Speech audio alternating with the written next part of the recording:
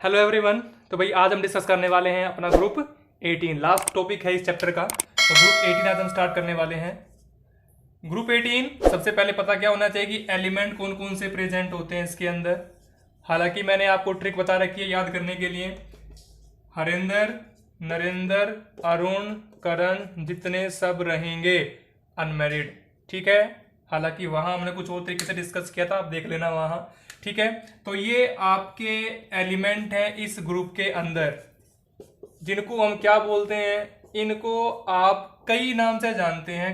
कई बार हम इनको क्या बोल देते हैं, नोबल गैसेस। क्या बोल देते हैं, नोबल गैसेस। और कई बार हम इनको क्या बोलते हैं, इनर्ट गैसेस। ठीक है, नोबल गैसेस बोल देते हैं और इनर्ट गैसेस बोल देते हैं। हालांकि गैसेस कैसी रहती हैं, ये मोनोएटमिक है, डायएटॉमिक, ये सारी की सारी क्या होती हैं। मैं आप कुछ प्रॉपर्टी लिख देता हूं इस ग्रुप 18 के बारे में। All are mono atomic gases. Monoatomic मतलब आपने कहीं भी He2 नहीं देखा होगा, Ne2 नहीं देखा होगा, Ar2 नहीं देखा होगा, क्योंकि बट हाँ आपने O2 देखा है, आपने N2 देखा है, आपने F2 भी देखा है, आपने Cl2 भी देखा है। ठीक है। तो ये क्या होती हैं आपकी, ये होती हैं आपकी डाई एटोमिक गैसेस, जिनके अंदर दो दो एटम प्रेजेंट होते हैं। बट इनके अंदर आपने कभी भी डाई एटॉमिक फॉर्म में इनको नहीं देखा होगा। आपने हमेशा किस फॉर्म में देखा होगा, मोनोएटॉमिक फॉर्म में। इसीलिए इनको हम क्या बोल देते हैं, मोनो एटॉमिक गैसेस। ठीक है। इसके अलावा क्या ये रिएक्टिव होती हैं, नहीं, लीस्ट रिएक्टिव होती हैं। क्यों, क्योंकि इनका ऑक्टेट क्या होता है, पूरा। ऑक्टेट पूरा किनका होता है, इनका। हीलियम इसमें एक्सेप्शनल, क्योंकि हीलियम का ड्यूप्लेट पूरा रहता है, क्योंकि कॉन्फिगरेशन क्या होती है, 1s2। ठीक है, डिस्कस करेंगे। तो यहां लिखेंगे हम all are chemically unreactive. All are chemically unreactive. ये सारे पॉइंट आपको ध्यान रखने हैं इस ग्रुप को पढ़ने से पहले। ये सारे क्या रहेंगे, अनरिएक्टिव। क्यों रहेंगे, due to fully filled outermost shell. जो आउटर मोस्ट शेल है उसके फुल्ली फिल्ड होने के कारण ये क्या रहेंगे, अनरिएक्टिव। क्या कोई कंपाउंड बनाते हैं, अब मैंने लिख तो दिया कि केमिकली अनरिएक्टिव, तो कंपाउंड तो बनाएंगे नहीं, बट कुछ एलिमेंट ऐसे हैं जो कंपाउंड बनाते हैं, जिनमें से ये दो मेन होते हैं। और इन दोनों में से भी जीनोन के कंपाउंड ज्यादा मिलते हैं, क्रिप्टोन के कंपाउंड रेयरली ही मिलते हैं। तो यहां लिखेंगे हम फॉर्म वेरी फ्यू कंपाउंड। तो बहुत कम कंपाउंड बनाते हैं, और इसी कम कंपाउंड बनाने की प्रॉपर्टी के कारण ही इनको क्या बोला गया है, नोबल। और नोबल क्या, गैसेस, या फिर हम क्या कह सकते हैं, इनर्ट। केमिकली अनरिएक्टिव होते हैं इसलिए इनको इनर्ट बोलते हैं, और ये बहुत ही कम कंपाउंड बनाते हैं इसलिए इनको क्या बोल देते हैं, नोबल गैसेस बोल देते हैं। ठीक है। सो ये चीज आपको ध्यान रखनी है। ग्रुप 18 लास्ट ग्रुप होता है पीरियोडिक टेबल का। इनको हम क्या बोल देते हैं, नोबल गैसेस बोल देते हैं, इनर्ट गैसेस बोल देते हैं। ठीक है। इनर्ट की स्पेलिंग चेक करेक्ट कर लेना भाई, इनर्ट।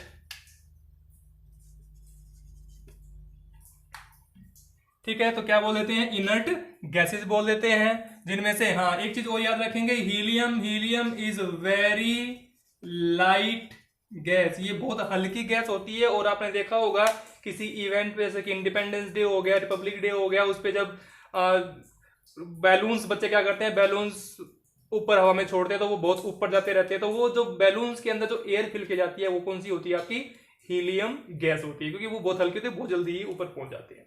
ठीक है।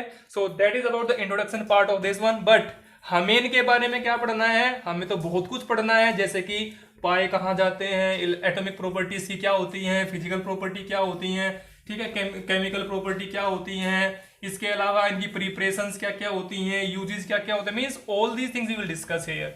ठीक है। तो वन बाय वन सारी चीजें हम डिस्कस करेंगे। तो वो चीज देखेंगे। सबसे पहले ग्रुप 18 का क्या पढ़ना है, तो सबसे पहले मैं यहां लिख रहा हूं अकरेंस। क्या पता करेंगे इसकी, अकरेंस। स्टेप बाय स्टेप सारी करूंगा, बट सबसे पहले क्या पता करेंगे, इसकी अकरेंस। अकरेंस का मतलब ये मिलते कहां कहां है। तो सबसे पहले पॉइंट बनाएंगे आप। पॉइंट की हेल्प से आपको लर्न जल्दी हो जाएगा, तो पॉइंट बना के याद करेंगे। एक्सेप्ट Rn, किसको छोड़कर, Rn को छोड़ के। ध्यान सुनना सारी प्रॉपर्टी, क्योंकि आर्यन आपको पता है क्या होता है? Argon is our radio active element, ठीक है। एक्सेप्ट आर्यन, जितने भी होती हैं गैसेज, क्योंकि सारी गैसेज ही होती हैं, कहां मिलती हैं? एटमॉस्फेयर में। Except argon all gases are present in atmosphere, ठीक है। आर्यन को छोड़कर बाकी सारे जितने भी हैं, जितनी भी गैसेज होती हैं, वो सारी कहां मिलती हैं? वो एटमॉस्फेयर में मिलती हैं या एटमॉस्फेयर के अंदर पाई जाती हैं, ठीक है। अब एटमॉस्फेयर में भी कहां? एटमॉस्फेयर में इन ड्राई एयर। ड्राई एयर के अंदर जो गैसेज प्रेजेंट होती हैं, कितनी प्रेजेंट होती हैं? In dry air they are present nearly, कितनी? 0.1%। कितनी प्रेजेंट है? In dry air they are present nearly 0.1% by mass या बाय वॉल्यूम। एयर को हम वॉल्यूम लेके चलते हैं तो बाय वॉल्यूम, तो 0.1% बाय वॉल्यूम। और जिनमें से आपको पता है, आपने 9th क्लास में पढ़ रखा है separation of component of air, कौन सी गैस मेजरली निकलती थी? वहां लास्ट में बनाते तो हम ऑक्सीजन थे, बट वहां जो उससे पहले जो गैस निकलती थी वो कौन सी निकलती थी? आर्गन। तो 0.1% by volume majorly argon is present. Majorly कौन सी प्रेजेंट होती है? आर्गन। तो मैं बता दूं, मैंने कहा ड्राई एयर के अंदर ये प्रेजेंट, कौन प्रेजेंट? मतलब ग्रुप्स 18 की जो गैसेज प्रेजेंट होती हैं वो कितनी होती हैं? वो होती है नियरली 0.1% बाय वॉल्यूम। और उनमें से मेजरली कौन सी गैस प्रेजेंट होती है? मेजरली आपकी होती है आर्गन। बात में आ गई। इसके अलावा नेक्स्ट पॉइंट क्या है? Helium and sometime neon. ध्यान सुनना इस पॉइंट का, पॉइंट बड़ा इंटरेस्टिंग पॉइंट है यहां। Helium and sometime neon found in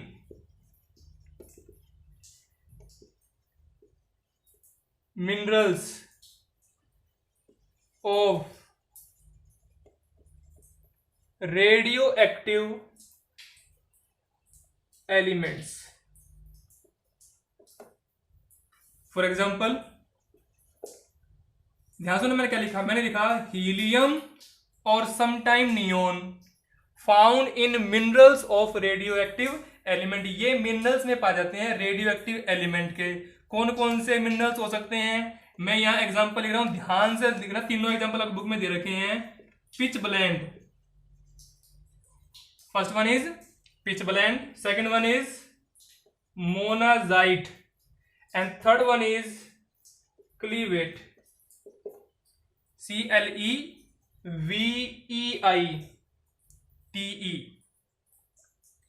ठीक है। Cleveite, pitchblende, monazite and cleveite. अब ये क्या होते हैं? मैंने बताया पहले, ये क्या होते हैं? ये सारे मिनरल्स होते हैं। क्या होते हैं ये? They are minerals. मिनरल्स भी किसके? रेडियो एक्टिव एलिमेंट्स के, ठीक है। अब जो रेडियो एक्टिव एलिमेंट्स है वो आपके पास रेडियम है या फिर क्या है? यूरेनियम है मेनली, जो जिनसे हम दूसरे कंपाउंड बनाते हैं। तो यहां पे जो पिच ब्लेंड होता है, पिच ब्लेंड का जो केमिकल नेम होता है वो होता है यूरेनिनाइट। ध्यान से सुनेंगे चीज को, क्या नाम होता है? यूरेनिनाइट। और जो मोनाजाइट होता है ये आपका यूरेनाइट का फॉस्फेट मिनरल होता है। क्या होता है? Phosphate mineral. और जो क्लीवेट होता है ये भी मैं अगर लिखूं तो ये impure radioactive form of uraninite. ध्यान सुनना मैंने क्या लिखा? मैंने ये लिखा कि जो मोनाजाइट होता है वो फॉस्फेट मिनरल्स होता है, और क्लेवेट जो होता है वो इम्प्योर रेडियो एक्टिव फॉर्म होती है किसकी? यूरेनाइट की। यूरेनिनाइट क्या होता है? Pitch blend. अब पिच ब्लेंड यूरेनाइट ये क्या होता है? यूरेनिनाइट एक्चुअल में क्या होता है? दैट इज यूरेनियम और या फिर इसका क्या? मिनरल। तो ये यूरेनियम यूरेनियम का और, यूरेनियम का मिनरल होता है जिसका पहले नाम क्या था, पिचब्लेंड। अब इसका केमिकल नेम क्या है, यूरेनिनाइट। मोनाजाइट जो है, मोनाजाइट जो है ये फॉस्फेट का मिनरल्स होता है, और जो क्लेवाइट होता है ये इम्प्योर रेडियो एक्टिव फॉर्म होती है किसकी, यूरेनिनाइट की। ठीक है, इनका स्ट्रक्चर कैसे होते हैं, फिगर क्या होता है, स्क्रीन पे आपका आ गया होगा।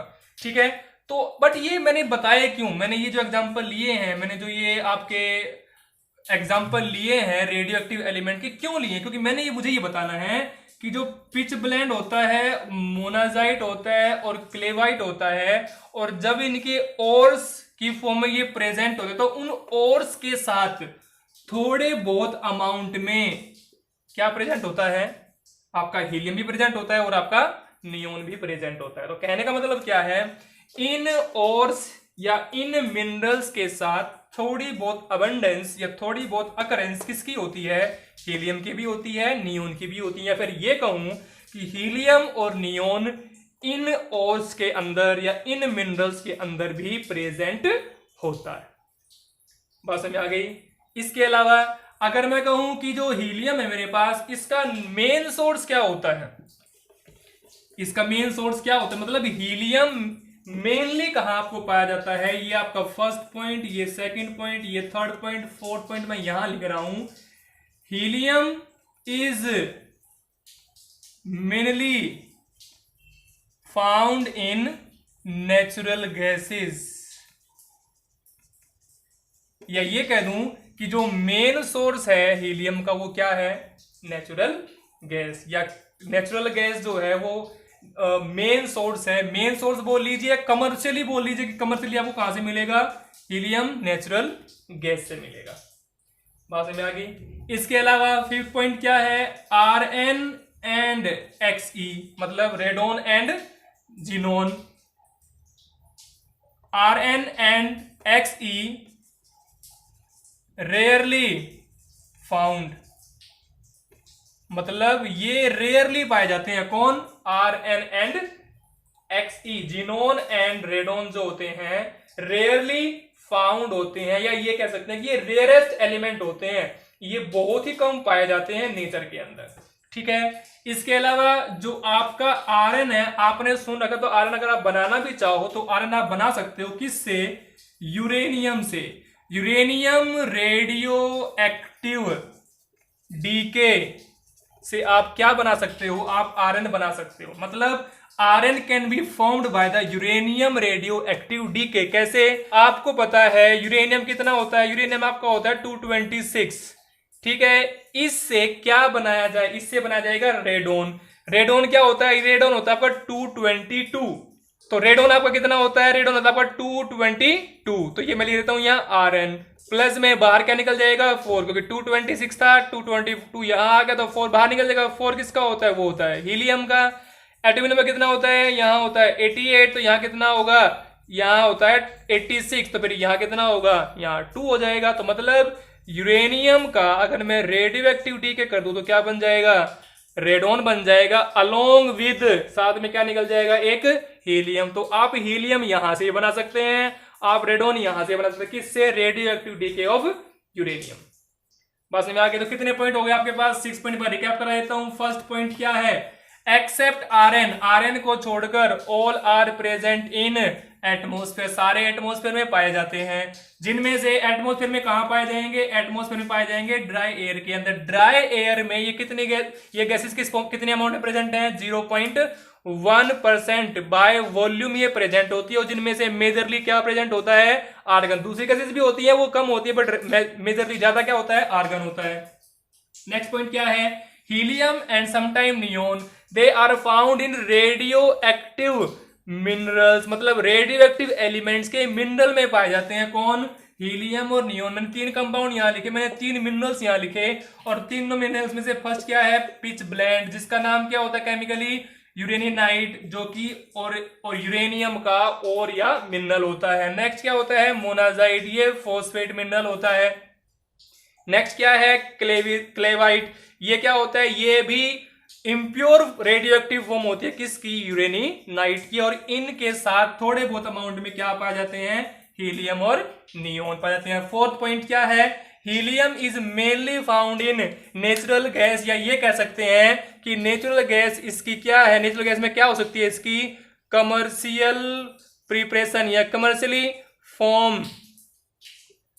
कमर्शियली जो हीलियम गैस बनती है वो कहाँ बनती है, ठीक है, नेचुरल गैस में मिलती है, या कह सकते हैं कि जो नेचुरल गैस हम जमीन से निकालते हैं तो वहां मेनली आपकी हीलियम गैस ज्यादा अमाउंट में निकलती है। तो रेडोन एंड जीनोन इनके कंपाउंड रेयरली फाउंड होते हैं, RN and xenon rarely found होते हैं, मतलब ये बहुत ही कम मिलते हैं, इनके एलिमेंट बहुत ही कम पाए जाते हैं, ठीक है। यूरेनियम रेडियो एक्टिव डीके से क्या बना सकते हो, या बना सकते हो रेडोन, तो इसने मैंने लिखा ना कि बहुत ही कम पाए जाते हैं, रेयरली फाउंड होते हैं। रेयरली फाउंड मतलब ये नहीं होता कि बिल्कुल ही नहीं पाए जाते, ये बहुत कम पाए जाते हैं। जैसे मैंने लिखा जो रेडोन होता है वो रेडियो एक्टिव डीके से बनता है, किसके, यूरेनियम के, ठीक है।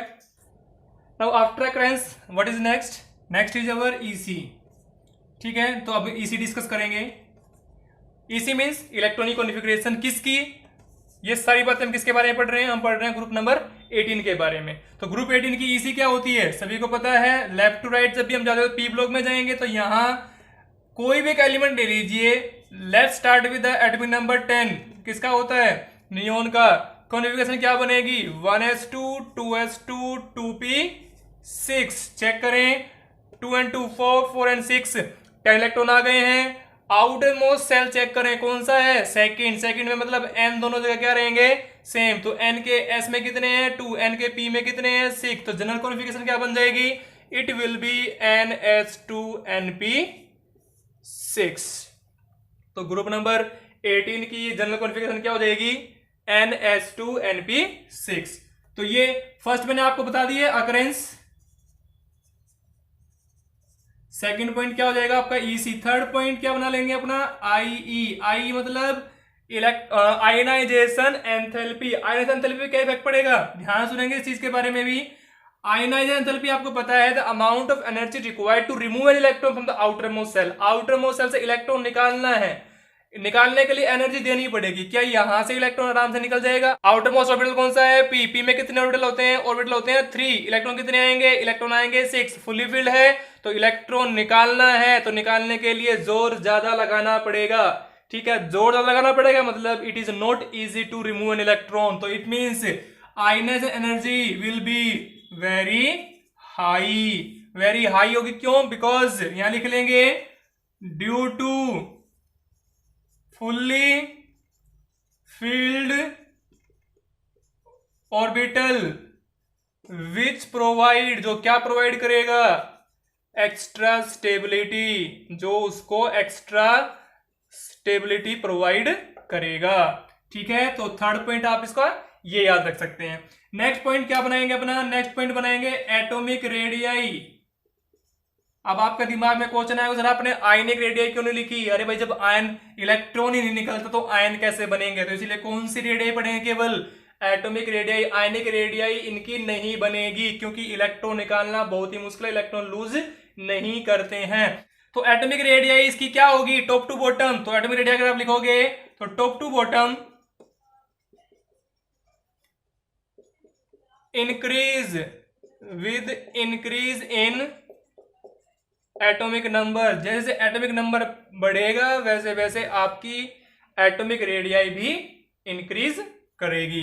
नेक्स्ट पॉइंट क्या है, फिफ्थ पॉइंट बढ़ेगा इसका इजी मतलब electron gain enthalpy. Electron gain enthalpy पे क्या होती है, ग्रुप 17 की हमने पढ़ी थी, हाईली नेगेटिव होती है। तो क्या इनकी भी नेगेटिव होगी, उनकी हाईली नेगेटिव क्यों होती है, क्योंकि वो इलेक्ट्रॉन लेने की टेंडेंसी रखते थे, बट ये ना देने की टेंडेंसी रखते ना लेने की टेंडेंसी रखते। तो इनकी इजी क्या होगी, ध्यान देना, ये ना इलेक्ट्रॉन लूज करते हैं ना इलेक्ट्रॉन गेन करते हैं। क्यों नहीं करते हैं, because they are stable, because of outermost shell is fully filled outermost shell के कारण ये स्टेबल है। So they are not having any tendency to lose electron और गेन इलेक्ट्रॉन। तो ये अगर हम इनको इलेक्ट्रॉन देना चाहें तो हमें जबरदस्ती इलेक्ट्रॉन देना पड़ेगा। जबरदस्ती का मतलब जैसे आपने घर में देखा होगा कि बच्चा रोटी खा रहा है, उसको उसकी मम्मी ने 2 रोटी रखी, उसने एक खा ली, उसको एक ही भूख थी, बट मम्मी ने कहा नहीं दूसरी भी खा,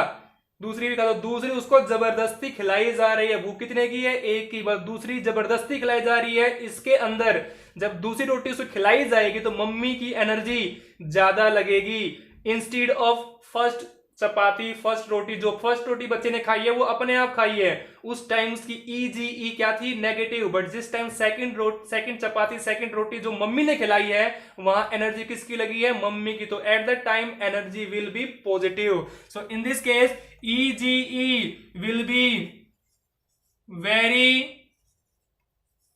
हाई, बट किस वे में, पॉजिटिव या नेगेटिव। ठीक है, तो ये मैं लिख सकता हूं यहां ईजीई वेरी लार्ज पॉजिटिव कर देंगे, वेरी हाई की बजाय वेरी लार्ज पॉजिटिव, ईजीई ब्रैकेट में लिखेंगे, क्यों, बिकॉज ऑफ, सेम रीजन आएगा, because off fully filled orbital, fully filled orbital होने के कारण उसकी ईजीई क्या रह जाएगी, लार्ज पॉजिटिव, क्योंकि वो इलेक्ट्रॉन नहीं लेगा। दोबारा से चेक करें, मैंने कितनी प्रॉपर्टी आपको बताई। अकरेंस मैंने डिटेल में बता दी, हीलियम कहां मिलता है, रेडोन कहां मिलता है, नियोन कहां मिलता है। ठीक है, तो सारी मैंने आपको बताया। ईसी इलेक्ट्रॉनिक कॉन्फ़िगरेशन जनरल क्या हो जाएगी, NS2Np6। ठीक है, IE क्या होगी, वेरी हाई, क्योंकि फुल्ली फील्ड है, इलेक्ट्रॉन निकालना मुश्किल होगा। और रीजन भी लिखा है मैंने, due to fully filled orbital which provide extra stability, जो उसको स्टेबिलिटी प्रोवाइड करता है। Atomic radius top to bottom हमेशा क्या करेगी, इंक्रीज, क्यों, क्या इंक्रीज करता है, एटॉमिक नंबर इंक्रीज। ईजी इनकी क्या होगी, इनकी होगी पॉजिटिव, रीजन ये इलेक्ट्रॉन अपने आप नहीं लेंगे, नहीं लेंगे तो हमें देने पड़ेंगे, हमें तो इलेक्ट्रॉन देने हैं। अगर हम इलेक्ट्रॉन देंगे तो हमारी एनर्जी लगेगी, मतलब we are providing energy, it means it will be positive energy. ठीक है, so that is about its atomic और general properties. Now we will discuss physical property of group 18. So after all general properties and atomic properties, now we are having the physical properties of group number 18. मैंने यहाँ सारी लिख दी हैं, इनको मैं अब explain करने वाला हूँ, थोड़ा ध्यान से सुनेंगे कि क्या क्या पॉइंट यहाँ पे हैं। ये पॉइंट मैं आपको पहले बता चुका हूँ कि ऑल आर मोनोएटॉमिक गैसेज, सारी क्या है, मोनोएटॉमिक गैसेज हैं, क्योंकि मैंने आपको एग्जांपल ही बताया था। O2, F2, N2 सारी कैसी होती हैं, डाई एटॉमिक, क्योंकि कितने एटम यूज हुए हैं, 2। बट आपने कहीं ही He2 नहीं देखा होगा, आपने कहीं Ne2 नहीं देखा होगा, क्यों, क्योंकि ये इस फॉर्म में स्टेबल नहीं है, ये इस फॉर्म में स्टेबल है, that is mono atomic state.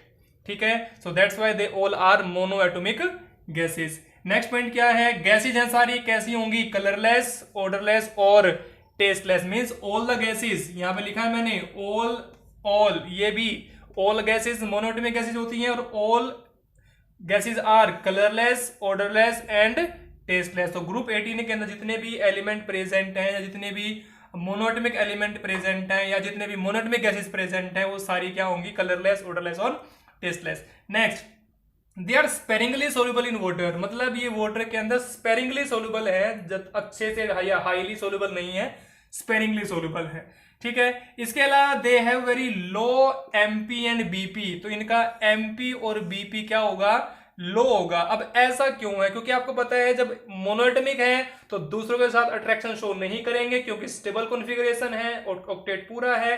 तो जो दूसरे के पास ये जाएंगे तो वहां पे एक लंडन फोर्स जनरेट होगा, जिसको नाम देते हैं हम डिस्पर्जन फोर्स। ये आपने 11th क्लास में पढ़ रखा होगा, जब आपने इंटर मोलिकुलर इंटरेक्शंस वहां पढ़े होंगे।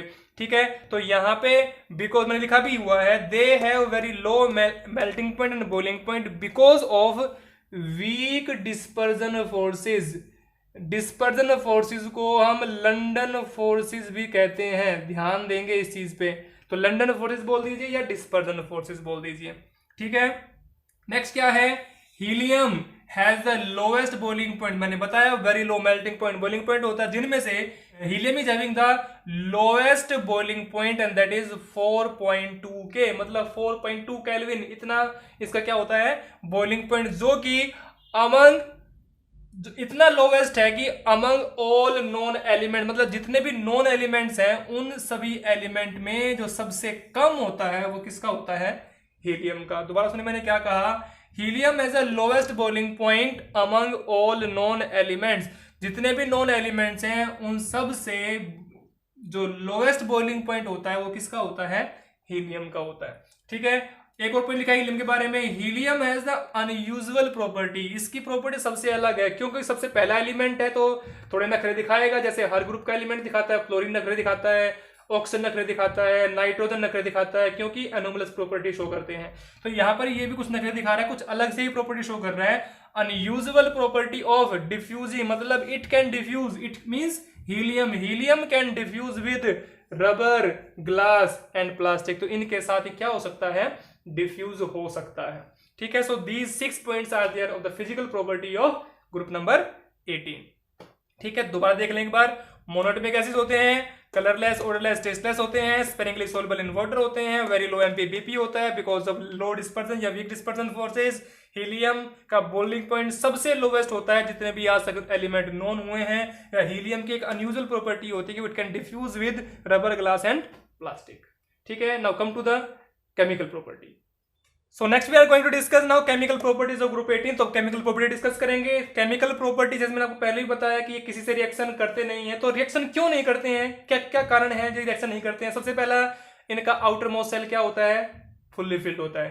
ठीक है, electronic configuration completely field element orbital इनके पास है। दूसरा, इसकी आयनाइजेशन एनर्जी भी क्या होती है? हाई, क्योंकि फुल्ली फिल्ड है तो इलेक्ट्रॉन निकालने में एनर्जी ज्यादा देनी पड़ेगी। और इनकी ईजीई भी क्या होती है? पॉजिटिव, क्योंकि इलेक्ट्रॉन जबरदस्ती देने पड़ते हैं, अपने आप इलेक्ट्रॉन लेते नहीं है।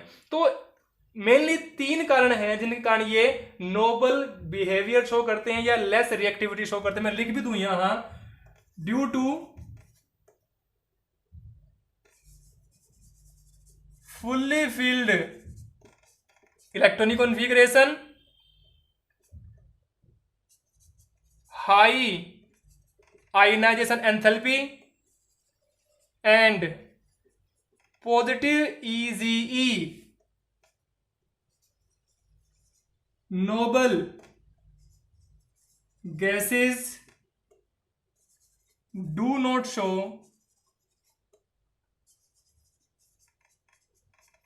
रिएक्टिविटी या केमिकल रिएक्टिविटी। तो यहां सी रिएक्टिविटी देता मैं, due to show chemical reactivity. तो कहने का मतलब क्या है? Due to fully filled EC, मतलब इलेक्ट्रॉनिक कॉन्फ़िगरेशन फुल्ली फिल्ड है, हाई आयनाइजेशन एनर्जी, इलेक्ट्रॉन निकालने के लिए एनर्जी ज्यादा देनी पड़ती है, और इलेक्ट्रॉन लेता नहीं है। यहां निकालने में एनर्जी ज्यादा देनी पड़ती है और अपने आप लेता नहीं है, वहां से देने के लिए, इलेक्ट्रॉन देने के लिए भी एनर्जी लगानी पड़ती है। तो इस कारण जो नोबल गैसेज हैं do not show C reactivity. C का मतलब यहां केमिकल से याद रखना, केमिकल रिएक्टिव, तो केमिकल एक्टिविटी शो नहीं करते हैं। और इनकी केमिकल रिएक्टिविटी ऐसा नहीं, कोई स्टडी नहीं की किसी ने, सबने स्टडी की। सिंस मीन जब से इनके बारे में पता लगा है तब से सारे scientist chemical reactivity of noble gases investigate करने में लगे हुए थे, डिस्कवरी करने में लगे हुए थे। बट सारे अटेम्प्ट क्या थे, सब हर साइंटिस्ट क्या हो रहा था? फेल हो रहा था। ठीक है, फिर एक दिन मार्च 1962 में, मैं ध्यान सुनना, मैं जिसके बारे में बात करने वाला हूं, इन मार्च 1962 मार्च के अंदर एक साइंटिस्ट थे, कौन? Nail Bartlett. क्या लिखा मैंने? Nail Bartlett. नेल बार्टलेट एक साइंटिस्ट थे। कहां के साइंटिस्ट थे वो? यूनिवर्सिटी ऑफ ब्रिटिश कोलंबिया में स्टडी कर रहे थे, ऑब्जर्व कर रहे थे, थीसिस कर रहे थे। किसमें काम कर रहे थे? कहां काम कर रहे थे? एट यूनिवर्सिटी ऑफ कोलंबिया में। तो वो यूनिवर्सिटी ऑफ कोलंबिया में वो अपनी थीसिस, अपनी रिसर्च कर रहे थे। तो अपनी रिसर्च के दौरान उन्होंने एक कंपाउंड बनाया, प्रिपेयर्ड अ कंपाउंड, जिसका फॉर्मूला क्या था? O2 plus PtF6-। दोबारा सुने, इन मार्च 1962 नेल बार्टलेट जो साइंटिस्ट थे, उन्होंने कोलंबिया यूनिवर्सिटी के अंदर जब वो रिसर्च कर रहे थे, जब वो कंपाउंड अपने बना रहे थे, नोबल गैसेस के ऊपर रिएक्टिविटी रिसर्च कर रहे थे कि भाई कौन सा नोबल गैस रिएक्शन कर सकता है या कौन सी केमिकल रिएक्शन हो सकती है। तो अपनी रिसर्च के दौरान उन्होंने कंपाउंड बनाया, प्रिपेयर अ कंपाउंड। कौन सा कंपाउंड बनाया? O2 पॉजिटिव PTF6 नेगेटिव, जो कि किस कलर कंपाउंड था? रेड कलर का कंपाउंड था। कैसा कंपाउंड था? रेड कलर का कंपाउंड। अपनी इस रिएक्शन के दौरान ये चीजें ध्यान सुनना, prepaid compound O2 positive PTF6 negative, जो कि कंपाउंड कैसा था? रेड कलर कंपाउंड था। जब उसने ये कंपाउंड बनाया, ऑब्जर्व किया, उसने ऑब्जर्व किया कि जो IE फर्स्ट होती है किसकी? ऑक्सीजन की। मैं लिखी दूं यहां पे IE फर्स्ट ऑफ ऑक्सीजन, उसको क्या मिली या उसने क्या देखा कि IE फर्स्ट कितनी होती है? 1175 किलो जूल पर मोल। किसकी हुई है ये? ऑक्सीजन की। और उसको ये भी पता था कि जो IE फर्स्ट ऑफ जीनोन होती है वो 1170 किलो जूल पर मोल होती है। ध्यान सुने मैंने क्या कहा। उसने जब ये कंपाउंड बनाया तो उसको पता लगा कि IE फर्स्ट ऑक्सीजन की कितनी होती है? 1175 किलो जूल पर मोल होती है। उसको ये भी पता था कि IE फर्स्ट ऑफ जीनोन कितनी होती है? 1170, जो कि नियरली क्या होती है? सेम। ये नियरली क्या है? सेम। अगर ऑक्सीजन की IE फर्स्ट और जीनोन की IE फर्स्ट दोनों नियरली सेम है, तो क्या जीनोन भी ये कंपाउंड बना सकता है? उसके दिमाग में क्वेश्चन आया। उसके दिमाग में क्या क्वेश्चन आया कि जब ऑक्सीजन की IE फर्स्ट इतनी है और वो ये कंपाउंड बनाता है, तो IE फर्स्ट ऑफ जीनोन भी इतनी है, जो कि उसके बराबर, ऑलमोस्ट बराबर सी है, तो क्या जीनोन ये कंपाउंड बना सकता है? उसने रिएक्शन करने की सोची। उसने क्या किया? उसने फिर जीनोन की रिएक्शन की पीटी के कंपाउंड के साथ। उसको क्या मिला? उसको मिला ये, उसको क्या मिला? जीनोन पॉजिटिव PTF6 नेगेटिव, जो कि फिर से किस कलर का कंपाउंड था? वो भी रेड कलर का कंपाउंड था।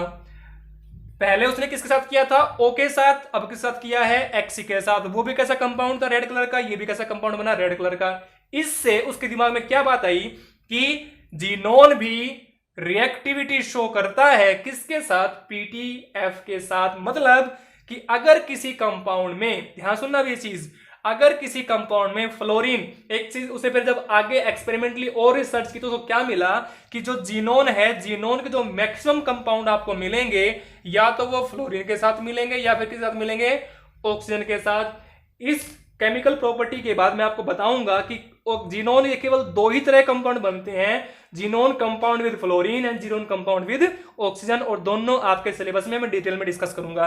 तो अभी केवल ये समझें कि कैसे पता लगा कि xenon is reactive in nature. तो नेल बार्टलेट के इस एक्सपेरिमेंट से ये पता लगा था कि जीनोन भी क्या कर सकता है? जीनोन भी रिएक्शन कर सकता है। Xenon can also react with other. बात समझ में आ गई? रिएक्टिविटी पहले के साथ हुई थी? O2 के साथ। फिर उसने सोचा कि जब O2 कर सकता है तो Xe क्यों नहीं? क्योंकि दोनों की IE फर्स्ट क्या होती है? सेम। ठीक है। आफ्टर दैट उसने फिर रिसर्च की तो उसको क्या पता लगा कि जीनोन जो है फ्लोरीन और ऑक्सीजन के साथ मैक्सिमम कंपाउंड अपने बनाता है। ठीक है। तो यहां से पता क्या लगा था कि xenon is reactive in nature and xenon can form compound with fluorine and oxygen. बात समझ में आ गई? तो ये था आपका फर्स्ट पॉइंट। रिएक्टिविटी किसकी पता लगती है? यहां से जीनोन की रिएक्टिविटी पता लगती है कि xenon is reactive with fluorine and oxygen. ठीक है। Prepare compound O2 PTF6 red compound, later due to same IE first with xenon, it also form Xe positive PTF6 नेगेटिव। ध्यान सुनिए मैंने क्या लिखा? Red compound later due to the same IE first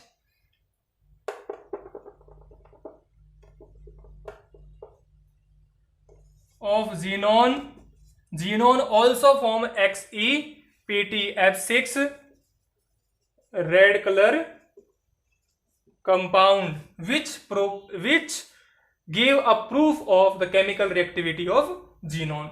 Next, अगर xenon reaction कर सकता है तो क्या क्रिप्टोन रिएक्शन कर सकता है? बिल्कुल, बट क्रिप्टोन के कंपाउंड बहुत ही कम मिलते हैं और जिनमें से केवल एक कंपाउंड मिला है, स्टडी किया गया है, KrF2 इज ओनली स्टडीड। ठीक है, तो केवल ये कंपाउंड स्टडी किया गया है डिटेल में। ठीक है, तो KrF2 is only studied in detail, तो केवल ये डिटेल में स्टडी किया गया है और इसके वजह से कंपाउंड बहुत ही कम बनते हैं। बात समझ में आ गई? इसके अलावा क्या रेडोन कंपाउंड बनाता है? बिल्कुल बनाता है, बट उससे पहले आपको पता ये होना चाहिए रेडोन क्या होता है। रेडियो एक्टिव एलिमेंट होता है। तो रेडोन का केवल एक कंपाउंड RnF2, ध्यान दें यहां भी क्या था F2, यहां भी क्या है F2। उसने भी रिएक्शन किससे की? F2। भाई F2 के साथ रिएक्शन कर रहे हैं सारे, क्योंकि F2 इज मोर इलेक्ट्रोनेगेटिव, वो तो किसी से भी रिएक्शन कर सकता है, उसके सामने कोई भी आ जाए। ठीक है, तो RnF2 इज ओनली आइडेंटिफाइड, और ये भी कैसे आइडेंटिफाई किया गया था? RnF2 is only identified by radio active tracer. मतलब क्या? सुनिए ध्यान से, रेडोन के भी कंपाउंड बहुत ही कम मिलते हैं, अगर मिलते भी तो उनको आइसोलेट करके रखा जाता है, अलग से रखा जाता है। क्यों? क्योंकि कैसा होता है? Radio active. अब इसमें से भी जो रेडोन के कंपाउंड बनते हैं, RnF2 इज ओनली आइडेंटिफाइड, केवल इसको पहचाना गया है कि यहां पर ये RnF2 है। ठीक है, और वो भी कैसे पहचाना गया है? रेडियो एक्टिव ट्रेसर से, क्योंकि मैंने पहले बताया कंपाउंड कैसे बनेंगे, रेडियो एक्टिव कंपाउंड बनेंगे। ठीक है, इसके अलावा कौन कौन से रह गए? इसके अलावा आपका रह कौन सा गया? नियोन रह गया, हीलियम रह गया, आर्गन रह गया, उनके कंपाउंड नहीं बनते हैं। तो helium, neon, argon compounds are not found till yet, are not found till yet. मतलब हीलियम, नियोन और आर्गन के कंपाउंड अब तक कोई भी नहीं मिला है। तो केमिकल प्रॉपर्टी में आपको क्या याद रखना है? आपको केवल याद ये रखना है कि ये केमिकल रिएक्टिविटी शो क्यों नहीं करते। ये 3 कारण हैं। सबसे पहला फुल्ली फिल्ड EC, दूसरा हाई IE और तीसरा पॉजिटिव EGE। ठीक है, इसके कारण ये रिएक्टिविटी शो नहीं करते। इसके अलावा ये ग्रुप 18 के एलिमेंट रिएक्शन करते हैं या नहीं करते हैं, इसके बारे में किसने सबसे पहले बताया? Neil Bartlett, university of Columbia में। उसने सबसे पहले क्या बनाया था? उसने बनाया एक रेड कलर का कंपाउंड। किसका था वो? ऑक्सीजन का था, PTF6 के साथ। यही कह दूं कि O2 पॉजिटिव, PTF6 नेगेटिव। उसने एक कंपाउंड बनाया जो किस कलर का था? रेड कलर का। बाद में उसने क्या देखा कि जो IE फर्स्ट है ऑक्सीजन की, वो नियरली सिमिलर है किसके साथ? जिनोन के साथ। तो अगर ऑक्सीजन रिएक्शन कर सकता है तो जिनोन भी रिएक्शन कर सकता है। तो उसने क्या करके देखा? उसने जिनोन की रिएक्शन करके देखी सेम कंपाउंड के साथ, जिससे के साथ उसने किसकी करवाई थी? ऑक्सीजन करवाई थी। तो उसको क्या मिला? उसको मिला XE positive, PTF6 negative, similar kind का उसको क्या मिला? प्रोडक्ट मिला, और सेम ही उसका क्या था? कलर। इससे क्या प्रूफ हुआ? इससे ये प्रूफ हुआ कि जिनोन भी क्या कर सकता है? Chemical reaction. लेटर ऑन फिर उसने बाद में फ्लोरीन के साथ और ऑक्सीजन के साथ बहुत सारे कंपाउंड बनाए। किसके? जिनोन के, जिसमें से आपका XeF6, XeOF4, XeO3, ये कंपाउंड हम पढ़ेंगे डिटेल में आगे। ठीक है, क्रिप्टोन के कंपाउंड रेयरली बनते हैं, बहुत कम बनते हैं। केवल कौन सा? Only studied in detail. कौन सा? KrF2, क्रिप्टोन डाइफ्लोराइड, डिटेल में डिस्कस किया गया है। ऐसे ही रेडोन के कंपाउंड स्टडी करना बहुत ही मुश्किल है, क्योंकि रेडियोएक्टिव होता है, इसीलिए इसको इनके कंपाउंड को आइसोलेट करके रखते हैं, जिनमें से हमने केवल आज तक एक कोई आइडेंटिफाई कर पाए हैं, identified by radio active tracer. Radio active tracer से केवल आज तक एक कोई आइडेंटिफाई कर पाए हैं, किसको? RnF2 को। उसके अलावा कौन से गए? रह गए आपके हीलियम, नियोन और आर्गन। इनके आज तक एक भी कंपाउंड नहीं मिले हैं। ठीक है, so that is all about the chemical properties of group number 18। ठीक है, now the next topic is compound of xenon. अब तक हमने पढ़ा कि कंपाउंड जिनोन के जो कंपाउंड है वो बनते हैं, उसका पता कैसे लगा था कि नेल्स बार्टलेट ने रिएक्शन की थी, उसे हमें पता लगा कि जिनोन भी रिएक्शन कर सकता है। और जिनोन के कंपाउंड मेनली किसके साथ बताए थे मैंने आपको? एक तो ये बनाता है किसके साथ? फ्लोरीन के साथ, और दूसरे के साथ बनाता है, ये बनाता है ऑक्सीजन के साथ। अभी मैं डिस्कस करूंगा कि जीनोन के कंपाउंड फ्लोरीन के साथ कौन कौन से बनते हैं और कैसे कैसे कंपाउंड की प्रिपरेशन है, कैसे वो बनेंगे, क्या उनकी प्रॉपर्टीज और क्या उनके स्ट्रक्चर्स हैं, ये मैं डिस्कस करने वाला हूं फिलहाल। तो सबसे पहले मैं डिस्कस करूंगा कंपाउंड्स ऑफ जीनोन किसके साथ, फ्लोरीन के साथ। तो मैं यहां लिख देता हूं XEF कंपाउंड्स में डिस्कस कर रहा हूं सबसे पहले, ठीक है। दो तरह के कंपाउंड बनेंगे। सबसे पहले कंपाउंड बनेगा XEF मतलब जीनोन फ्लोरीन कंपाउंड। दूसरे कौन से बनेंगे, दूसरे बनेंगे जीनोन ऑक्सीजन कंपाउंड। वो इसके बाद बताऊंगा, पहले मैं इसको डिटेल में डिस्कस कर रहा हूं, ठीक है। तो जीनोन फ्लोरीन कंपाउंड कितने बनेंगे, 3 तरह के बनते हैं, ध्यान सुनेंगे। दे आर 3, कौन कौन से, एक बनता है XEF2, एक बनता है XCF4, एक बनता है XEF6। मतलब these 3 compounds are possible with fluorine. कौन कौन से, XEF2, XCF4, XEF6। ये 3 तरह के ही बनते हैं मैक्सिमम। अब ये बनते कैसे हैं, सबसे पहले हम क्या करेंगे, इनकी प्रिपरेशन। तीनों की प्रिपरेशन बता रहा हूं, 1 बाय 1 पता लग जाएगा कि आपको कैसे बनाने हैं। सबसे पहले बनाएंगे XEF2 को, तो XE प्लस F2 क्या बना लो, जो बनाना है बना दिया। बट उससे पहले कंडीशन आपको याद रखनी पड़ेगी, कंडीशन क्या है, ठीक है। इसके अलावा मैं लिख देता हूं XE प्लस F2। नेक्स्ट लिख देता हूं XE प्लस F2 क्या बनाना, दूसरा क्या बनाना है XEF4, ये मैंने लिख दिया XEF4। तीसरा क्या बनाना है XE plus F2 gives you XEF6। अब आप कहोगे सर इसमें डिफरेंस क्या है, सारे एलिमेंट आपने सेम, कंपाउंड आपने सेम ले लिए, मॉलिक्यूल F2 लिया है, एलिमेंट आपने X2 लिया, कंपाउंड आपने अलग अलग बना दिए। बट मैंने कहा ना कंडीशन याद रखनी है, यहां ध्यान देंगे। इस केस में आपको एक्सेस में क्या रखना है, XE रखना है एक्सेस के अंदर, ठीक है। यहां XE की रेशो क्या रखनी है, 1:5, ठीक है। यहां रेशो क्या रखनी है, 1:20। बात को समझ में आ रही है। यहां XE की रेशो 1:20, यहां XE की रेशो 1:5, यहां रेशो कितनी, यहां इसको क्या लेना है एक्सेस में। दूसरा यहां प्रेशर कितना रखना है, 1 बार, यहां रखना है 7 बार, यहां रखना है 60 to 70 बार प्रेशर। बात आएगी टेम्परेचर की, टेम्परेचर कितना, यहां लेना है 673 केल्विन, यहां 873 केल्विन, यहां 573 केल्विन। अब आपको सर यहां तो कम, बिल्कुल भाई, जब प्रेशर ज्यादा ले तो टेम्परेचर कम करना पड़ेगा, ठीक है। तो ये चीज है। तो इस केस में आपको रिएक्शन को बैलेंस कर लेंगे, बैलेंस करनी आती होगी, ठीक है। यहाँ तो क्या है, तो कुछ नहीं है, तो सब कुछ सिमिलर है। यहाँ F4 होगा तो यहाँ मल्टीप्लाई बाय 2 आ जाएगा, यहाँ 3 है, 6 है तो यहाँ मल्टीप्लाई बाय 3 आ जाएगा, तो ये बैलेंसिंग हो गई। तो these 3 are the preparatory system, या ये कैसा, these 3 are the preparation of XEF2, XEF4 and XEF6। तो ये 3 प्रिपरेशन है, इस तरीके से आपके जीनोन फ्लोरीन के कंपाउंड बनते हैं। इनमें से जो लास्ट वाला है XEF6, इसके लिए एक मेथड और है, वो क्या है, मैं इससे भी बना सकता हूं।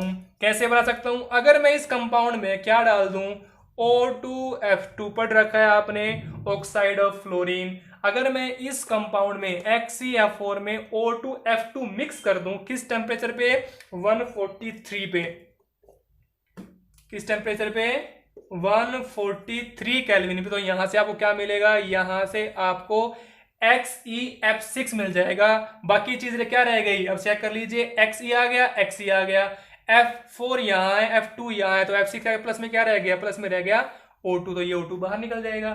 तो कहने का मतलब क्या है कि आपके पास टोटल 4 प्रिपरेशन हो गई, 1 preparation of XEF2, 1 preparation of XEF4 and 2 preparation of XEF6। तो एक F6 आप इससे ही बना सकते हो, XEF4 प्लस किससे, O2F2 से भी आप क्या बना सकते हो, XEF6 बना सकते हो।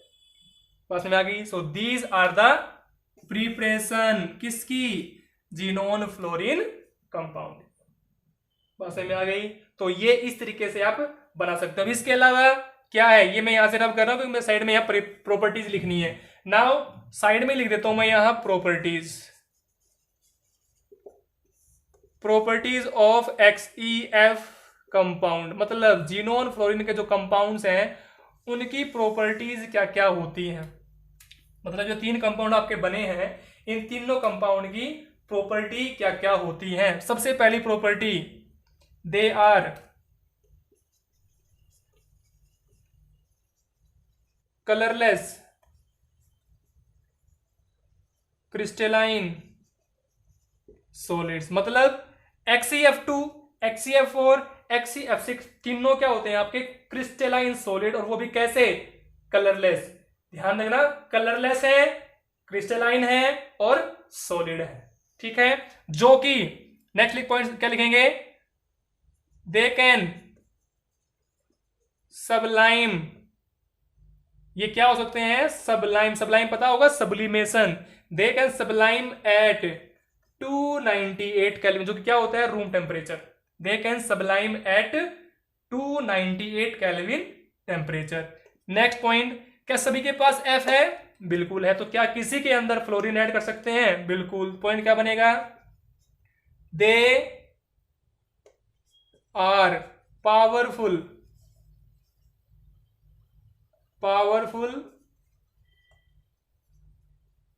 Fluorinating agents.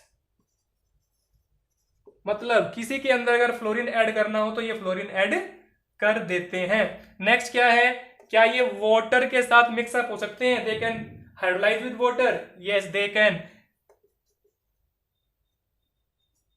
Can hydrolyse with water. For example, अगर मैं एग्जाम्पल लेके चलूं तो XeF2 प्लस वाटर क्या बनेगा, सोच के बोलना। मैंने कहा हाइड्रोलाइज हो जाएगा, वाटर की प्रेजेंस में टूट जाएगा। हाइड्रोलिसिस क्या होती है, lysis means break down in presence of water. क्या बन जाएगा, यहां से एक तो बनेगा आपका HF, एक बनेगा Xe और साथ में क्या निकल जाएगा, O2। मतलब इसको तोड़ना है तो ये टूट जाएगा। ये टूटेगा तो यहां से क्या अलग हो गया, Xe, ये आपका Xe अलग हो गया। यहाँ कितने F हैं, 2। यहाँ कितने H हैं, 2। तो दो क्या निकल जाएंगे, HF। और ये क्या है, O। तो यहाँ पे अगर आप बैलेंसिंग इसकी करोगे तो O आपके बैलेंस नहीं हुए, क्योंकि O आपके 2 हैं। तो यहां अगर मैं 2 करूंगा तो यहां मुझे 2 करना पड़ेगा, तो ये मेरे हो गए 4। तो यहां निकलेंगे 4HF निकल गए। Xe कितने निकल जाएंगे, Xe निकल जाएंगे 2, और ऑप्शन आपकी हो गई बैलेंस। तो 4HF 2Xe और साथ में O2। ठीक है, बैलेंस कर लोगे, चेक कर लो। Xe कितने हो गए, 2। यहां भी Xe कितने हैं, 2। F कितने हो गए, 4। H भी कितने हैं, 4। तो 4HF हो गए। O कितने हैं, 2। O कितने हैं, 2। समझ में आ गई। तो ये पॉइंट है आपके किसके, XeF कंपाउंड के पॉइंट्स। ठीक है, इसके बाद क्या आता है, स्ट्रक्चर। स्ट्रक्चर किसके, इन तीनों के स्ट्रक्चर। ठीक है, इन तीनों के स्ट्रक्चर कैसे बनते हैं वो मैं डिस्कस कर दूं।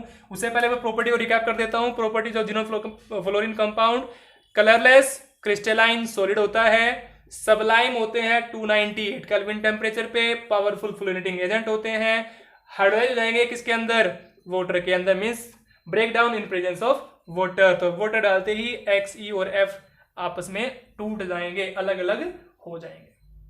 ठीक है, now come to the structure of these three means XeF2, XeF4 and XeF6।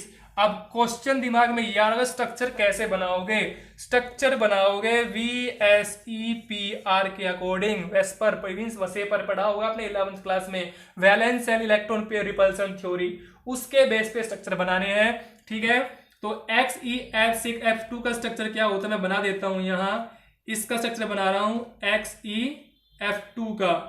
तो ये F यहां आएगा, ये F यहां आएगा, एक लोन पेयर इधर आएगा, एक लोन पेयर इधर आएगा, एक लोन पेयर इधर आएगा। ठीक है, तो ये स्ट्रक्चर कैसा हो गया, that will be linear structure. XeF4 के लिए Xe मैंने सेंटर में बनाया, और ये मैंने एक लोन पेयर ऊपर रखा, एक लोन पेयर नीचे रखा, ये F, ये F, ये F, ये F। ये हो गया मेरा स्क्वायर प्लेनर स्ट्रक्चर। ठीक है, उसके बाद क्या आ गया, उसके बाद क्या रह गया, उसके बाद रह गया आपका XeF6। क्या रह गया, XeF6। इसका बना लेते हैं, इसका बनेगा आपका XeF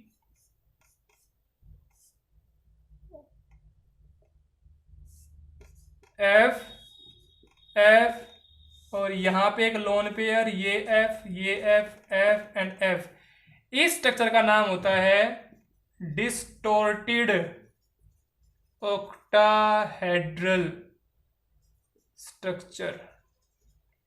ठीक है, ये कैसा होता है स्क्वायर प्लेनर, ये कैसा होता है लीनियर, और ये कैसा होता है डिस्टोर्टेड ऑक्टाहेड्रल स्ट्रक्चर। अब आपके दिमाग में क्वेश्चन आ रहा होगा कि सर आपने तो बड़े झट से बना दिए, हमें एग्जाम में कैसे पता लगेगा कि कौन सा डिस्टोर्टेड है कौन सा स्क्वायर प्लेनर है। तो मैंने आपको बताया ना कि कौन सा कंसेप्ट मैंने लगाया है, वेस्पर थ्योरी मैंने लगाया। तो वेस्पर थ्योरी के अकॉर्डिंग आप 11th क्लास में कंसेप्ट अपना चेक कर लेंगे, आप बड़े ही आराम से निकाल लोगे, क्योंकि वहां पे क्या निकालना पड़ता है, वहां पे निकालना पड़ता है टीबीएल। टीबीएल मतलब total pair, bond pair and lone pair. Total pair जैसे मैं एग्जांपल लेके चलूं XEF2 में एक बता रहा हूं, बाकी आप अपना आप निकाल लेंगे। XEF2 कैसे निकालोगे, सबसे पहले टोटल पेयर निकालते हैं। टोटल पेयर कैसे निकलेंगे, सबसे पहले जो एलिमेंट सेंट्रल एटम है उसके वैलेंस इलेक्ट्रॉन, वैलेंस इलेक्ट्रॉन कितने होंगे 8 प्लस मोनोवैलेंट एटम अटैच कितने हैं 2 डिवाइड बाय 2 कितना आ गया 10/2 कितना आएगा 5। टोटल पेयर कितने आ गए 5। अब बॉन्ड चेक करो, बॉन्ड कितने बने हुए हैं, एफ कितने जुड़े हैं 2, तो बॉन्ड कितने हो जाएंगे 2। तो फिर लोन पेयर कितने बच गए 5 - 2, कितने लोन पेयर हैं 3। सबसे पहले टोटल पेयर से आपको अरेंजमेंट पता लगता है। अगर टी आपका 3 हो, टी आपका 4 हो, टी आपका 5 हो, टी आपका 6 हो, टी आपका 7 हो, सुना ध्यान से, T3 है तो मतलब ट्राई एंगुलर प्लेनर या ट्राइगोनल प्लेनर कर दीजिए, ट्राइगोनल प्लेनर स्ट्रक्चर बनेगा ये। ठीक है, 4 है तो कैसा बनेगा टेट्राहेड्रल, 5 है तो ट्राइगोनल बाय पिरामिडल, 6 है तो ऑक्टाहेड्रल, 7 है तो पेंटागनल बाय पिरामिडल। लिख लेना, बोल रहा हूं सॉरी टी अगर 7 है तो पेंटागोनल बाय पिरामिडल। बात समझ आ गई।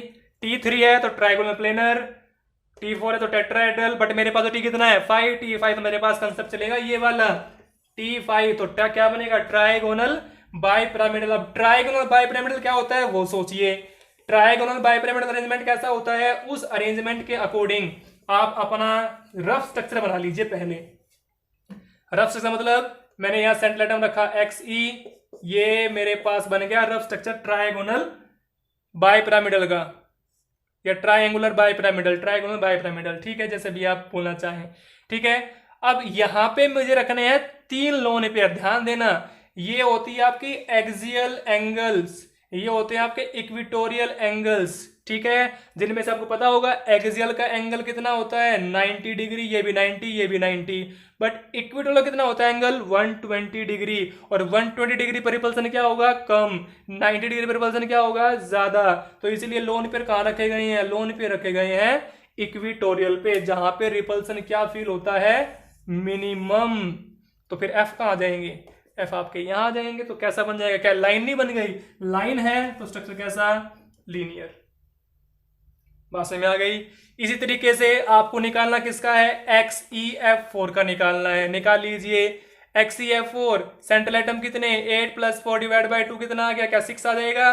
6 का मतलब ऑक्टाहेड्रल, ऑक्टाहेड्रल आ गया T, याद रखना TBL निकाल रहा हूं मैं, ये 6 आ गया। बॉन्ड पेयर कितने हैं 4, तो लोन पेयर कितने आएंगे 2 लोन पेयर आएंगे। अब ऑक्टाहेड्रल क्या होता है, ऑक्टाहेड्रल आपका ये होता है, ये तो होता है ऑक्टाहेड्रल। ठीक है, 2 लोन पेयर हैं, लोन पेयर यहां रखो तो रिपल्सन ज्यादा होगा, तो मैंने लोन पेयर यहां रख दिए, एक लोन पेयर यहां, एक लोन पेयर यहां, तो यहां पे F, यहां पे F, यहां पे F, ये तो बनाया मैंने यहां। इसका नाम क्या होता है स्क्वायर प्लेनर। ठीक है, तो इस तरीके से आप तो वेस्पर थ्योरी लगा के आप स्ट्रक्चर बना सकते हैं। ठीक है, तो इसका स्ट्रक्चर आप अपना बना लेना, देख लेना। ठीक है, सो दीज आर द, मैंने क्या क्या बता दिया आपको, मैंने बता दिया preparation of XEF2, XEF4, XEF6, preparation बताई, प्रॉपर्टीज बताई, और इसके अलावा मैंने क्या बताया structure. Now come to the next, that is xenon oxygen compound. Now after xenon fluorine compound, the next one is xenon oxygen compound. Xenon oxygen compound के बारे में डिस्कस करेंगे कि जैसे वहां 3 कंपाउंड फ्लोरीन के बने थे XEF2, XEF4, XEF6, तो यहां कितने कंपाउंड बनते हैं, यहां भी 3 कंपाउंड बनते हैं। कौन कौन से बनते हैं, मैं पहले उनके फॉर्मूला लिख देता हूं। सबसे पहला कंपाउंड जो बनता है वो बनता है XeO3, नेक्स्ट जो बनता है वो XeOF4, और जो लास्टली बनता है XeO2F2। ये आपके सिलेबस में डिस्कस नहीं किया गया है, आपके सिलेबस में केवल ये दो दिए गए हैं, इन्हीं के स्ट्रक्चर आपके सिलेबस में दिए गए हैं और इन्हीं की प्रिपरेशन ज्यादा दी गई है। इसकी प्रिपरेशन दी गई है बट वो एक ही प्रिपरेशन है, तो इनको डिटेल में डिस्कस करना है दोनों को, किस किस को, XeO3 को और XeOF4 को। तो पहले मैं डिस्कस करूंगा इनकी प्रिपरेशन, फिर प्रॉपर्टीज और फिर यूजेस। तो let's start with the preparation. Preparation किसकी, प्रिपरेशन ऑफ, सबसे पहले हम पढ़ेंगे XeO3 की, इसकी प्रिपरेशन पढ़ेंगे। इसकी प्रिपरेशन कैसे करोगे, इसकी प्रिपरेशन आपको करनी है XeF4 से और XeF6 से। कैसे करोगे उसके लिए देखिए, सबसे पहले मैंने बताया XeF4 और XeF6 दोनों से आप बना सकते हो XeO3 को।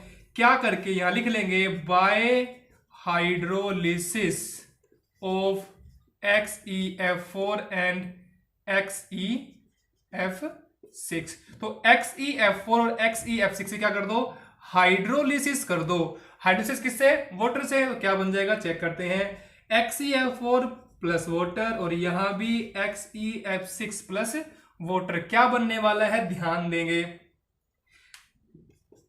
ये रिएक्शन मुझे करनी है XeF4 की वाटर के साथ। क्या बनना है, जो बनना है सबसे पहले उसको लिए मैं हर बार आपको कहता आया हूं, जब आपको ये पता है कि ये बनाना है तो जो बनाना है उसको आप सबसे पहले लिख लेंगे। XeO3 बनेगा, XeO3 बनेगा, प्लस में क्या निकलेगा वो हम चेक कर लेते हैं। यहां पे जो आपको Xe आ गया है, Xe आ गया, F और H है, तो इसका मतलब साथ में क्या बना होगा, HF बना होगा। अब चेक करना है कि हमने ऑक्सीजन लिया कितना है। अब इसके लिए आपको ध्यान देना कि हाइड्रोलिसिस जो करनी है, बाय हाइड्रोलिसिस भी कैसे करनी है, कंप्लीट हाइड्रोलिसिस लिख लेंगे यहां पूरा कि बाय कंप्लीट हाइड्रोलिसिस। मतलब अब हाइड्रोलिसिस दो तरह की होती है, एक होती है पार्शियल हाइड्रोलिसिस, एक होती है कंप्लीट हाइड्रोलिसिस। तो आपको क्या करनी है, कंप्लीट हाइड्रोलिसिस करनी है। तो कंप्लीट का मतलब यहां वाटर किस में लेना पड़ेगा, फिर X में लेना पड़ेगा। अगर आप XeF4 को ट्रीट करोगे तो यहां एटलीस्ट आपको 12 मॉलिक्यूल ऑफ वाटर लेने पड़ेंगे और यहां आपको 3 मॉलिक्यूल्स ऑफ वाटर लेने पड़ेंगे। तो अगर आप 12 मॉलिक्यूल्स ऑफ वाटर लोगे तो आपके साथ क्या, दो तो ये बन गए हैं, इसके साथ में क्या बनेगा, इसके साथ में आपका एक ऑक्सीजन का मॉलिक्यूल निकलेगा और साथ में एक Xe का मॉलिक्यूल निकलेगा। वो कैसे निकलेगा वो मैं जब बैलेंसिंग करूंगा तब आपको बताऊंगा, देखिए कैसे निकलेगा। Xe1 हो गया, Xe1 हो गया, F कितने हो गए आपके यहाँ 4, यहाँ F कितने हैं 1, बट H कितने हैं यहाँ 24, यहाँ कितने हैं 1, तो यहां मल्टीप्लाई बाय 24 कर दूं। अगर मैंने यहां 24 से मल्टीप्लाई किया तो S तो मेरे बैलेंस हो गए, बट इनबैलेंस क्या रह गया F। तो F के लिए मैं यहां क्या कर दूं, क्या 6 से मल्टीप्लाई कर दूं। अब 6 से मल्टीप्लाई कर दिया, मेरे Xe कितने आ गए यहाँ 1 मेरे Xe आ गए और मेरे 3 क्या आ गए हैं ऑक्सीजन। तो प्लस में, अब ध्यान देना एक्सेस में क्या रह गया, अब O भी रह गए हैं और X भी रह गए हैं। इसका मतलब O2 भी निकलेगा और Xe भी निकलेगा, मतलब जीनोन भी निकलेगा। कितने कितने निकलेंगे वो बैलेंस कर लेंगे। अब चेक कीजिए, मेरे पास ऑक्सीजन कितने हैं यहाँ 3, बट इस साइड कितने हैं मेरे पास 12। अब 12 ऑक्सीजन इस साइड है और 3 ऑक्सीजन इस साइड है, तो ऑक्सीजन को बैलेंस करना पड़ेगा। कैसे बैलेंस करोगे, सबसे पहले तो इसको इवन नंबर बना लीजिए। अगर मैं इसको XeO3 को अगर मैं 2 से मल्टीप्लाई कर दूं तो मेरे ऑक्सीजन बैलेंस, ऑक्सीजन मेरे इवन हो गए। कैसे हो गए, 3 2 6 हो गए, यहाँ 8 हो गए, यहाँ कितने टोटल 12 है, 6 यहाँ आ गए, तो क्या है मल्टीप्लाई बाय 3 हो जाएगा, बिल्कुल हो जाएगा। तो चेक कर लीजिए 3 2 6, 3 2 6, तो टोटल कितने हो गए 12। अब रह क्या गया, अब Xe रह गया। Xe कितने हैं यहाँ 6, यहाँ कितने आ गए 2, तो फिर यहाँ कितने निकले होंगे, यहाँ 4 निकले होंगे। तो इस तरीके से आपको बैलेंस करना है। इसमें देख लीजिए Xe आपका आ गया, Xe आपका आ गया, रह क्या आ गया H, और H भी आपके कितने हो गए 3 2 6 और 6, तो HF कितने निकल जाएंगे 6। क्या कोई ऑप्शन बचा, ऑप्शन नहीं बचा क्योंकि 3 ऑप्शन यहाँ आ चुके हैं, X यहाँ आ चुका, तो बैलेंस हो गई। ठीक है, तो इस प्रिपरेशन में बना क्या है, बना है आपका XeO3। सो दीज टू, एक प्रिपरेशन ये हो गई, एक प्रिपरेशन ये हो गई। So these two preparations are there. करनी कैसे है, कंप्लीट हाइड्रोलिसिस, ये वर्ड ध्यान रखना है, कंप्लीट हाइड्रोलिसिस करनी है XeF4 की और XeF6 की। अब कई बार क्या होता है पेपर में, वो एग्जाम में क्या दे दे, आपको थोड़ा घुमा के दे दे, घुमा के क्या दे दे, जैसे मान लीजिए चलिए वो ये कह दे कि अगर मैं XeF6 की क्या कर दूं, हाइड्रोलिसिस और वो एरो पे यहां लिख दे पार्शियल हाइड्रोलिसिस। अब बच्चा क्या सोचता है कि बच्चा सोचता है कि ये जो बना था ना बिल्कुल वही बना देता, बच्चा क्या लिखता है वहां ये सेम कंपाउंड यहां लिख देता है, बट दैट इज रॉन्ग, क्योंकि उसने पहले ही मेंशन किया अगर उसने एरो पे पार्शियल हाइड्रोलिसिस लिखा है ना तो इसका कुछ ना कुछ मतलब है, वो आपको कंफ्यूज करना चाह रहा है, वो आपको हिंट भी दे रहा है, वो आपको कंफ्यूज भी कर रहा है। उसने लिखा है पार्शियल हाइड्रोलिसिस तो मतलब वो कुछ और चाह रहा है आपसे, जो एक्चुअली में होता है वो नहीं बनेगा। तो उस टाइम क्या होगा अगर उसने पार्शियल हाइड्रोलिसिस लिखा है, एट द टाइम XeO3 नहीं बनेगा, वहां क्या बनेगा, वहां आपका बनेगा XeOF4 एंड प्लस HF। ठीक है, तो ये दो कंपाउंड आपके बनने वाले हैं XeOF4, जो कि आपका सेकंड कंपाउंड है XeOF4। तो इसीलिए ये प्रिपरेशन आपकी किस में आ जाएगी, ये प्रिपरेशन आपकी आ जाएगी XeOF4 के अंदर। मैंने हालांकि यहां लिख दी बट मैंने यहां लिंक कर रही थी इसलिए लिख दी, क्योंकि ये क्या था कंप्लीट हाइड्रोलिसिस और ये क्या है पार्शियल हाइड्रोलिसिस, बस ये फर्क है और कोई फर्क नहीं है दोनों की रिएक्शन के अंदर। ठीक है, तो ये प्रिपरेशन किसकी हो गई आपकी XeOF4। तो आपसे पूछे कि XeOF4 की प्रिपरेशन क्या करोगे, तो वो क्या करना है आपको XeF6 में वाटर डाल दीजिए, बट ध्यान रखना करना क्या है पार्शियल हाइड्रोलिसिस क्या बन जाएगा, ये बन जाएगा XeOF4 प्लस में HF। अब क्या रह गया लास्टली आपके पास रह गया XeO2 एंड F2। ये भी किससे बनेगा, ये भी पार्शियल हाइड्रोलिसिस से ही बनेगा, पार्शियल हाइड्रोलिसिस, बट इसको हमने क्या कर रखा है कंट्रोल। तो ये कंट्रोल्ड पार्शियल हाइड्रोलिसिस होगी, बिल्कुल सेम रिएक्शन ऐसे ही बनेगा। ये भी कैसे बनेगा मैं लिख देता हूं XeF6 प्लस वाटर यहां से बन जाएगा XeO2F2 प्लस HF। बट ध्यान देना मैंने क्या लिखा है कि कंट्रोल किया गया, तो यहां वाटर को कंट्रोल करना है। वाटर कितना लिया गया है, वाटर के 2 मॉलिक्यूल ले जाएंगे, यहां वाटर के मॉलिक्यूल कितने लिए गए थे 1, यहां कितने लिए गए हैं 2, तो ये यहां से क्या बना देगा XeO2F2। ठीक है, बात समझ में आ रही है। ये दो प्रिपरेशन किसकी हो गई, ये हो गई आपकी XeO2 की, ये प्रिपरेशन किसकी हो गई, ये हो गई आपकी XeOF4 की, और ये प्रिपरेशन किसकी हो गई आपकी XeO2F2 की। नाउ प्रॉपर्टीज पढ़नी है इन्हीं कंपाउंड की, मेनली जो मैंने आपको दो कंपाउंड दो आपके सिलेबस में है, पहला XeO3 के बारे में और दूसरा हम एक पॉइंट पढ़ेंगे XeOF4 के बारे में। क्या पॉइंट है, XeO3 इज कैसा होता है कलरलेस, बट कलरलेस भी कैसा, कलरलेस एक्सप्लोसिव सॉलिड, मतलब एक्सप्लोसिव होता है, सॉलिड होता है और कलरलेस कंपाउंड होता है। ठीक है, हालांकि मैंने जो आपको XeF6 के बारे में बताया था, वहां क्या बताया था, वो क्या होते हैं क्रिस्टलाइन सॉलिड होते हैं बट कलरलेस होते हैं। ठीक है, XeF4 के बारे में क्या होगा, इट इज कलरलेस वोलेटाइल, ध्यान सुनने मैंने क्या लिखा वोलेटाइल लिक्विड, ये फर्क है, हालांकि होगा ये भी कलरलेस ही। तो XeO4 क्या होता है कलरलेस वोलेटाइल लिक्विड और वो क्या होता है एक्सप्लोसिव सॉलिड। तो ये ही दो प्रॉपर्टी दे रखी है आपके सिलेबस में regarding XeO3 and XeOF4। Now lastly क्या डिस्कस करेंगे हम, स्ट्रक्चर किसके, इन्हीं दोनों कंपाउंड, क्योंकि यही दो सिलेबस में दे रखे हैं। मैं बार बार ये चीज कह रहा हूं जो आपके एनसीईआरटी में दे रखा है आपको केवल वही फॉलो करना है। Now structure of XeO3 and XeOF4, इन दोनों के स्ट्रक्चर ड्रॉ करने हैं, एक का मैं यहां करूंगा एक का मैं यहां करूंगा। ध्यान से देखना XeO3 स्ट्रक्चर क्या बनेगा, Xe सेंट्रल एटम है, एक लोन पेयर बनेगा, एक ऑक्सीजन यहां एक ऑक्सीजन यहां एक ऑक्सीजन यहां, स्ट्रक्चर का नाम दिया जाएगा पिरामिडल। कैसा बनेगा पिरामिडल। XeOF4 स्ट्रक्चर बनेगा स्क्वायर पिरामिडल, कैसे बनेगा मैं बना देता हूं, यहां ये स्ट्रक्चर बनेगा इसका इस तरीके से, यहां एक ऑक्सीजन आ जाएगा यहां एक लोन पेयर आ जाएगा। ठीक है, so that is square pyramidal structure. तो ये स्ट्रक्चर का नाम क्या हो जाएगा स्क्वायर पिरामिडल। ये कैसा है पिरामिडल, वो कैसा है स्क्वायर पिरामिडल। ठीक है, now last topic of this chapter that is uses of group 18। So now the uses of group number 18। तो मैंने सारे लिखे हैं, मैं टोटल 11 पॉइंट बनाए हैं। तो ये 11 पॉइंट आपकी एनसीईआरटी बुक से हैं, तो वन बाय वन डिस्कस करते हैं सभी को कि what are the uses of group number 18। इनमें से मैंने हर एक एलिमेंट के यूजेस लिखने की कोशिश की है। जैसे कि यहां मैंने लिखा कि हीलियम इज नॉन इनफ्लेमेबल, मतलब हीलियम क्या है, नॉन इनफ्लेमेबल है और एक लाइट गैस होती है, हल्की गैस होती है और नॉन इनफ्लेमेबल। पता होगा हाईली इनफ्लेमेबल कौन होता है, हाइड्रोजन, बट ये क्या होता है, नॉन इनफ्लेमेबल। ठीक है, helium is used for filling balloons. मैंने लेक्चर में भी बताया है कि जब बच्चे इंडिपेंडेंस डे, रिपब्लिक डे पे बैलून्स फुलाते हैं तो वो बैलून्स हमें ऊपर जाते हैं, तो they are filled with helium gas.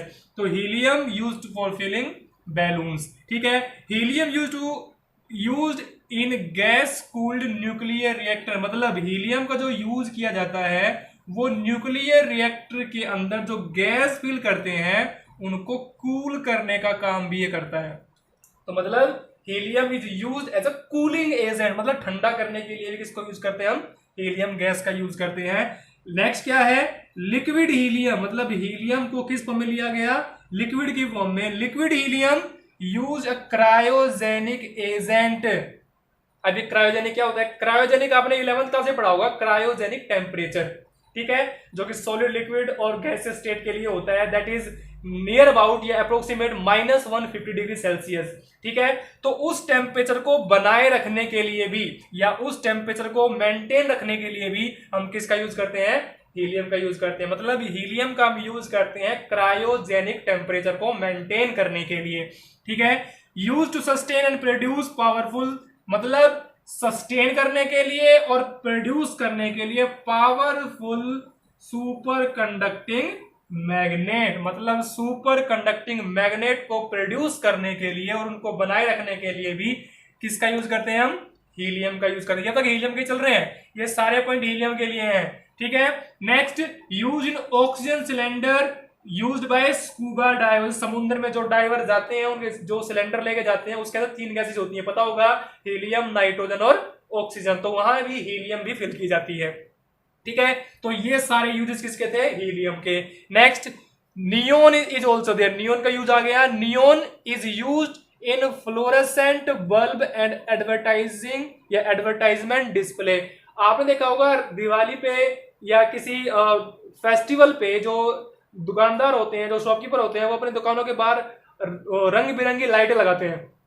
ठीक है, जो लाइटिंग लगती है, जो एडवर्टाइजिंग बोर्ड लगता है बाहर, उसके अंदर कौन सी गैस भरी जाती है, नियोन गैस। हालांकि वो कलरफुल होती है, बट वो गैस जो भरी जाती है अंदर, वो कौन सी भरी जाती है, नियोन गैस भरी जाती है। तो जो कि फ्लोरेसेंट बल्ब के अंदर भी भरी जाती है और एडवर्टाइजिंग डिस्प्ले के अंदर भी, जो बॉक्सा होता है उसके अंदर वो एडवर्टाइजमेंट चलती रहती है, दिखती रहती है, बट हालांकि उसके अंदर जो गैस भरी गई है, कौन सी गैस भरी गई है, नियोन गैस भरी गई है। Next, neon bulb use in botanical garden, मतलब जो बोटनिकल गार्डन जहां पे प्लांट्स के बारे में दिखा होता है कि प्लांट्स के बारे में क्या है, किसका बोटनिकल नेम क्या होता है, कहाँ यूज करते हैं। ठीक है, तो वहां पर भी बोटनिकल गार्डन के अंदर, ग्रीन हाउसेज के अंदर भी इनका हम यूज करते हैं नियोन बल्ब का, मतलब ऐसा बल्ब जिसमें कौन सी गैस भरी गई है, नियोन गैस। ठीक है, नेक्स्ट यूज किसका है, आर्गन का। Argon use to provide inert atmosphere. ठीक है, मैंने एटमो लिखा है वहां, वो पूरा कर लेना, एटमोस्फेयर होता है एक्चुअल में। ठीक है, तो प्रोवाइड इनर्ट एटमोस्फेयर मतलब क्या होता है कि ऐसा एटमोस्फेयर जो कि दूसरी रिएक्शंस को क्या बनाते हैं, अनरिएक्टिव, मतलब जहां पे कोई और चीज आपस में रिएक्शन ना कर सके, जिसको हम रिएक्शन करवाना चाह रहे केवल वही रिएक्शन हो। ठीक है, जैसे आर्क वेल्डिंग ऑफ मेटल्स और अलॉयज के लिए मैं क्या बनाना पड़ता है, इनर्ट एटमोस्फेयर। ठीक है, तो आर्गन का हम यूज करते हैं to provide inert atmosphere. Next क्या है, आर्गन यूज इन लैब्स के अंदर भी, मतलब लेबोरेटरी के अंदर भी यूज करते हैं, किस लिए, for handling substance which are air sensitive, मतलब जो एयर से रिएक्शन कर सकते हैं उन सब्सटेंस को बचा के स्टोर करके रखने के लिए भी हम किसका यूज करते हैं, आर्गन का यूज करते हैं। ठीक है, नेक्स्ट क्या है, there is no significance use of krypton and xenon, और लास्टली क्या है, जीनोन का क्रिप्टोन का कोई सिग्निफिकेंस यूज नहीं है। हालांकि उनका भी हम यूज किसके लिए करते हैं, एक स्पेशल काइंड के डिस्प्ले बोर्ड बनाने के लिए ही करते हैं, जहां पे रंग बिरंगी या कलरफुल लाइट्स उसके अंदर यूज कर सकते हैं।